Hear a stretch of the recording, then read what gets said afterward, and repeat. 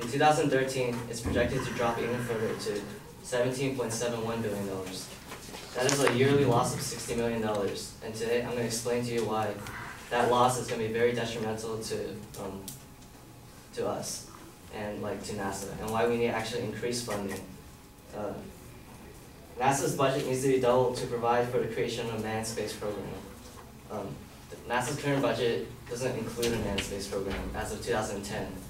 So all the money that we're proposing is to provide for a manned space program. My first reason that the budget needs to be doubled is because our manned space program in the past has provided numerous contributions to development of new technologies. Also, since we ended our space program in 2010, the United States has been forced to rely on Russian rockets to send our astronauts into space to work on the International Space Station. Revitalizing our manned space program will also bring in the best and brightest engineers and scientists to work for NASA and will inspire the future students to follow their paths. NASA's technologies have benefited everybody, from race car drivers and firefighters who use liquid-cooled garments to stay alive, all the way to the LED light bulbs that cut down on electricity in your house.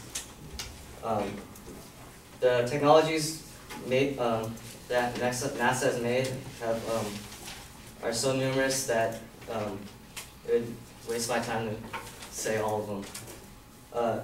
David Nachtly, the editor of Spin-Off, NASA's annual publication that reports on the use of NASA's technologies in the private sectors, has stated, "The engineering required to leave the Earth and land on another heavenly body required the development of new technologies that before have never been thought of."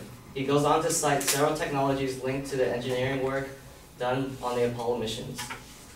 Software designed to manage a complex series of systems onboard the capsules is an ancestor to the software that today is used in retail credit card swap devices. Something I'm sure you guys have all used, like for your credit card. So it's something you use every day that was developed in NASA. Another huge advancement that you may not know about that has been attributed to NASA is the integrated circuit, which is basically the forerunner to the microchip that revolutionized electronics and is found in nearly all electronic equipment today. Jack Kilby of Texas Instruments demonstrated the first working integrated circuit that was developed for NASA. He later won a Nobel Prize for Physics for his work for creating the integrated circuit. Because we ended our space program in 2010, we've been forced to rely on Russia's rockets to send our astronauts to space. According to Space.com, the Russian space agency Roscosmos has found contamination of the rocket fuel lines or stabilizer valves that was likely the cause of a rocket failure on August 25th, 2011.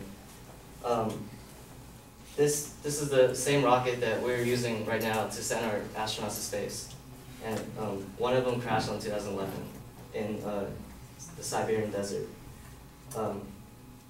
Revitalizing our manned space program will also bring in the best and brightest future engineers and scientists into NASA, and eventually they will inspire future students to become scientists and engineers. An interview made by CNN.com analyst Steve Kosterbaum during the launch of the last space shuttle Endeavour, Lloyd Burnett said, "I came here when I was 11 months old. My dad was a weather officer for the Air Force in 1949. I saw my first launch take off from Patrick Air Force Base. It's in my blood."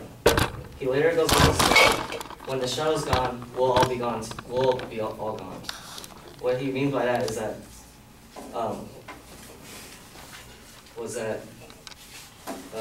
back when we had manned space missions, people were inspired to go see the space shuttles, and that inspired people to come see the space shuttles for years and years on, and that's what we need to inspire our future students to continue to go on into science and create new technologies for the future and jobs.